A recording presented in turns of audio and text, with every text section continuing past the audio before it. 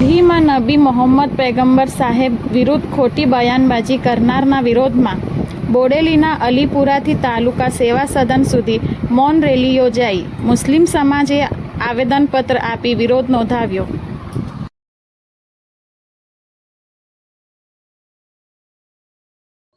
તારીખ 13/7/2025 ના રોજ દિલ્હીનો રહેવાસી પપ્પુ સિંઘે અમારા પૈગંબર સાહેબ સલ્લલ્લાહુ અલૈહિ વસલ્લમની ગુસ્તાખી કરી. એને વિરોધમાં અમે લોકો બોરેલી મુસ્લિમ સમાજ ભેગું થઈ સેવા સદનમાં જઈને એસડીએમ ને અમે લોકો આવેદન આપીશું.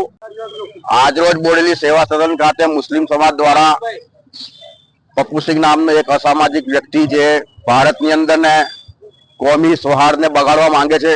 આ ભારત ઋષિ મુનિઓ સૂફી સંતોનો દેશ છે. દરેક ધર્મનો અહીં આગળ સન્માન થાય છે. દરેક ધર્મનો અહીં આગળ માનવતાને માનવા આવે છે. એવા સમયે જ્યારે ભારત એક થઈ રહ્યું છે, કોમી એકતા વધી રહી છે, ત્યારે શાંતિ ઢોળવાનો પ્રયાસ કરનાર આ નાધર્મને વિરોધમાં સખતમાં સખત કાર્યવાહી થાય એ બોડેલીના મુસ્લિમ સમાજના લોકોએ આજે અહીં આગળ આવેદન આપ્યું છે અને કેસ પણ દાખલ કર્યો છે. અને અમે કાનૂન વ્યવસ્થાથી અમે આશા રાખીએ છીએ કે સંપૂર્ણપણે એના વિરોધમાં પગલાં લેવામાં આવશે અને ભારતની શાંતિ ઢોળવા વાળાને છોડવામાં આવશે નહીં. મોહમ્મદ અનવર ખાન.